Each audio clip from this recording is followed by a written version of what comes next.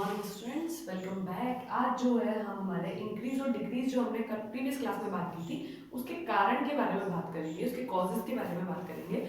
क्योंकि हमारा जो लॉ ऑफ सप्लाई होता है वो हमको ये कहता है कि प्राइस में चेंज होने की वजह से सप्लाई में चेंज होता है। When price is change supply is also change.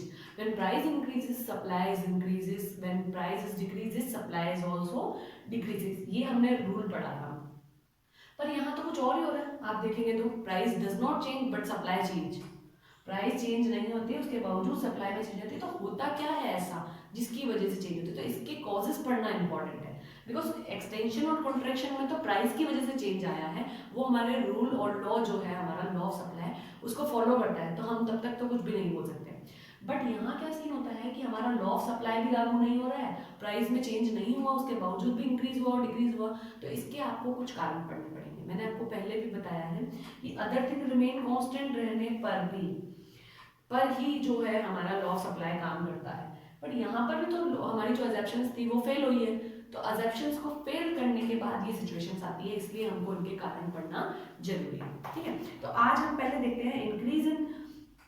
अगर इंक्रीज होती है सप्लाई तो उसके क्या कारण रहते हैं। ठीक है, when price is constant and supply is increases, these causes are available। पहला कारण क्या रहेगा?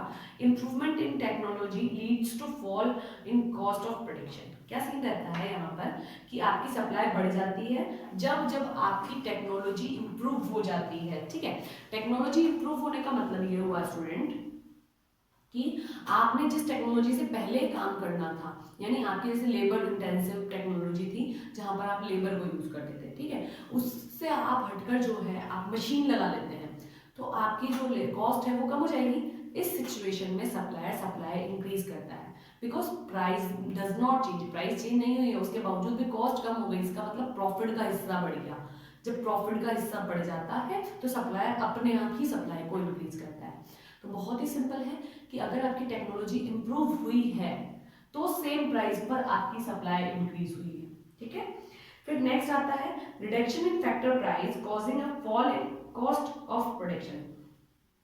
आपके जो फैक्टर ऑफ प्रोडक्शन आप यूज करते हैं, अगर उनकी प्राइस कम हो जाए, यानी जो लेबर आपके आ रही थी 500 रुपये पर डे में, वो अगर आपके 300 पर डे में आ जाए, जो मतलब हम कह सकते हैं कि जो लैंड का किराया था आपके वो 10,000 जो था वो पर मंथ था, वो लैंड का किराया आपके चेंज होकर 5,000 हो जाता है। या फिर हम ऐसा कह सकते हैं कि हमारी जो मशीन पर मंथ काम कर रही थी उसकी जो कॉस्ट हमारे पास आ रही थी, वो मशीन की हमारे 10,000 पर मंथ आ रही थी और अभी जो आ रही है वो 7,000 की आ रही है। तो इस सिचुएशन में फैक्टर ऑफ प्रोडक्शन की प्राइस कम हो गई है। जब फैक्टर ऑफ प्रोडक्शन की प्राइस कम हो जाती है तो भी कॉस्ट कम होती है, और कॉस्ट कम होना सप्लायर के लिए बेनिफिशियल होता है, उसको उस सिचुएशन में जो है प्रॉफिट मिलता है, तो वो सप्लाई को इंक्रीज करता है। इसीलिए सेम प्राइस रहने पर भी सप्लाई इंक्रीज हो जाती है और इसको हम इंक्रीज इन सप्लाई या फॉरवर्ड शिफ्ट बोलते हैं। अगला आता है आपके decrease in price of a competing product. आपके दूसरा जो रिलेटेड गुड्स कह सकते हैं हम, रिलेटेड गुड की प्राइस में अगर डिक्रीज होता है तो सप्लायर सेम प्राइस पर प्राइस इंक्रीज कर सप्लाई इंक्रीज करता है, क्योंकि उसको प्रॉफिट उसी सिचुएशन में होगा, दूसरा माल बेचने में उसको प्रॉफिट ही नहीं होता। इसीलिए वो क्या करता है कि सेम प्राइस पर सप्लाई इंक्रीज कर देता है। ठीक है, उसके बाद आप कहता है increase in number of firms in industry. अगर आपकी जो फर्म्स है, इंडस्ट्री की जो फर्म्स है, जो भी गुड्स आप बना रहे हैं उस इंडस्ट्री की फर्म्स में इंक्रीजमेंट आ जाता है तो सप्लाई इंक्रीज हो जाएगी सेम प्राइस पर। बेसिक ही है ये तो चीज कि एक ही चीज की जो है 4 दुकानें नई खुल जाती है तो उसकी सप्लाई बढ़ जाती है, प्राइस में चेंज नहीं हुआ है, सप्लाई डायरेक्टली बढ़ जाती है। ठीक है, अगला आता है expected fall in price of the commodity in near future. हम सोच सकते हैं, ऐसा कभी आशंका होती है कि नियर फ्यूचर में इसकी प्राइस जो है वो कम हो जाएगी, तो प्रोड्यूसर को लॉस होगा। इस सिचुएशन में सेम प्रेजेंट टाइम पर वो सेम प्राइस पर सप्लाई को इंक्रीज करता है, क्योंकि उसको पता है कि बाद में उसको लॉस लगेगा, तो वो सेम प्राइस पर यहाँ पर भी सप्लाई इंक्रीज करता है। अगर shift in goal of firms from profit maximisation to sale maximisation, अगर किसी का प्रॉफिट अर्न करना जो है वो लक्ष्य नहीं है, उसका है कि मैक्सिमम सेल हो, तो उस सिचुएशन में वो सेम प्राइस पर जो है सेल इंक्रीज करेगा और सप्लाई को बढ़ा देगा। Decrease in taxation of grant subsidies, अगर लीनियंसी हो जाती है गवर्नमेंट की पॉलिसीज में तो सेम प्राइस पर आपकी जो है हम कह सकते हैं कि सप्लाई बढ़ाता है। टैक्सेशन में अगर छूट मिल रही है, सब्सिडी अवेलेबल हो रही है, तो उस सिचुएशन में सप्लाई इंक्रीज करता है।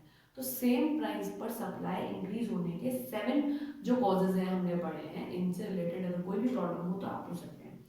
इसी के जस्ट अपोजिट हम जाते हैं कि अगर सेम प्राइस पर हमने सप्लाई डिक्रीज की है तो क्यों की है। ऐसा होना तो नहीं चाहिए, सेम प्राइस पर सप्लाई डिक्रीज नहीं होनी चाहिए थी लॉ ऑफ सप्लाई के हिसाब से, बट अगर हमने की है तो उसके कुछ कारण रहे होंगे।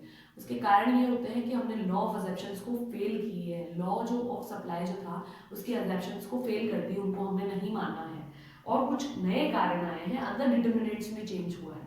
तो क्या हुआ है, पहला हम ये देखते हैं कि आपकी जो टेक्नोलॉजी है वो आउटडेटेड हो जाती है। आउटडेटेड का मतलब वो ज़्यादा ही पैसे खाओ हो जाती है। बहुत ही सिंपल है कि हमारी मशीनें खराब हो गई है, मशीनें जो हम कह सकते हैं कि अच्छी तरीके से वर्क नहीं कर रही है, उसकी जो कॉस्ट आती है वो ज़्यादा आने लग जाती है। तो उस सिचुएशन में जो टेक्नोलॉजी आउटडेटेड होने की सिचुएशन में हमारी सेम प्राइस पर प्रोडक्शन कम होने लग जाती है और सप्लायर को सप्लाई कम करनी पड़ती है। ठीक है। इंक्रीज इन फैक्टर प्राइस, आपकी जो फैक्टर ऑफ प्राइसेस होती है, जैसे लेबर है तो वो 500 रुपये में आ रही थी पहले और अभी 1000 रुपये में आने लग जाए, 700 रुपये में आने लग जाए, तो इस सिचुएशन में कॉस्ट इंक्रीज हो जाती है और कॉस्ट इंक्रीज होने पर सप्लाई कम कर देता है, बिकॉज उसको बेनिफिट कम होता है। जब बेनिफिट कम होता है तो वो सप्लाई को कम कर देता है, प्राइस सेम रहती है। Increase in price of competitive goods, पड़ोस में जो भी गुड्स जैसे आप कह सकते हैं ना सब्सिट्यूट गुड्स हुई, तो उनकी अगर प्राइसेस इंक्रीज हो जाए तो उसको बेनिफिट तो दूसरी गुड को बेचने में मिलेगा, तो सेम गुड जो वो बेच रहा है उसकी वो क्वांटिटी कम कर देता है, सप्लाई कम कर देता है, बिकॉज उसको दूसरे में प्रॉफिट ज़्यादा है, तो वो दूसरी वाली बेचेगा तो इसको पहली वाली को उसको कम करना पड़ेगा, इसीलिए यहाँ पर सप्लाई कम हो जाती है। अगर फॉर्म्स एकदम से कम हो जाए, decrease in forms, number of forms, आपकी जो है जैसे कि मान लीजिए कि शोरूम है हमारी बिहार में, मान लीजिए कि किसी भी चीज़ के 4 शोरूम थे पहले, अभी 2 ही हो जाते, तो सप्लाई ऑब्वियसली कम हो जाएगी। चाहे वो किसी भी वजह से उन्होंने अपने शोरूम कम किए हो, फर्म्स कम की हो, किसी भी गुड्स और सर्विसेज की जो आप प्रोडक्शन कर रहे हैं उसकी अगर फर्म्स कम हो जाती है तो भी उसकी सप्लाई कम हो जाएगी सेम प्राइस पर। ठीक है। अब हम एक्सपेक्टेड फ्यूचर में चाहते हैं, यानी नियर फ्यूचर में हम चाहते हैं कि प्राइस जो है वो कमोडिटी की डिक्रीज हो जाएगी, मान लीजिए सॉरी इंक्रीज हो जाएगी, तो उस सिचुएशन में हम अभी उसकी सप्लाई कम करेंगे, क्योंकि जब इंक्रीज होगी तब सेल करेंगे, तो इसीलिए सेम प्राइस पर हम यहाँ पर सप्लाई डिक्रीज कर देते हैं। अगर आपका फर्म का जो लक्ष्य है वो मैक्सिमम सेल से मैक्सिमम प्रॉफिट पे चला जाए, तो वो जो है उस समय मैक्सिमम सेल नहीं करता, वो अपनी सप्लाई को कम करता है ताकि उसको प्रॉफिट अर्न हो सके। ठीक है, क्योंकि कभी भी कोई चीज़ आप कम क्वांटिटी में बेचते हैं तो वो महंगी बेचते हैं, आपके पास नहीं है, मोनोपोली इसी को कहते हैं। ठीक है। फिर एक आता है टैक्सेशन, और ये सारी चीज़ें जो है सब्सिडीज वगैरह नहीं मिल रही है, गवर्नमेंट जो है वो लीनियन नहीं है, थोड़ी सी टाइट हो गई है, तो उस सिचुएशन में जो हम कह सकते हैं रूल्स और रेगुलेशंस हार्ड हो गए हैं, तो उस सिचुएशन में जो है सप्लायर को सप्लाई कम करनी पड़ती है, बिकॉज उसको कॉस्ट ज़्यादा आने लग जाती है और उस समय उसको प्रॉफिट नहीं मिलता। तो ये सारी ऐसी चीज़ें हैं जिसकी वजह से जो है हम सेम प्राइस पर अपनी सप्लाई को इंक्रीज भी करते हैं और डिक्रीज भी करते हैं। ये वो सारे कारण हैं जो लॉ ऑफ सप्लाई को फेल करते हैं, बट हाँ ये एक्चुअली होते हैं। ठीक है, तो ये हमने पढ़ लिया। इससे रिलेटेड अगर आपको कोई भी प्रॉब्लम हो आप पूछ सकते हैं। नेक्स्ट टॉपिक हम नेक्स्ट क्लास में देखेंगे, प्रोजेक्ट आप बना लें, आपको रिलेटेड कोई भी प्रॉब्लम हो आप पूछ सकते हैं। ओके, फीस पे करते हैं स्टूडेंट्स, और टाइम टू टाइम आपको वर्कशीट्स मिल गई है, वो आप अपनी कॉपी में नोट डाउन कर लें। ठीक है, एक अलग से कॉपी बना लीजिएगा वर्कशीट की, और आप उसी में कर लीजिएगा, सारी वर्कशीट्स आप उसमें कर लें ताकि आपको इंपॉर्टेंट क्वेश्चन मिल जाए, और आपको जब एग्जाम हो तब आप उस कॉपी को पढ़ लें, आपके लिए सफिशिएंट होगा। इंपॉर्टेंट टॉपिक्स आते हैं आपकी वर्कशीट से। ठीक है, थैंक यू।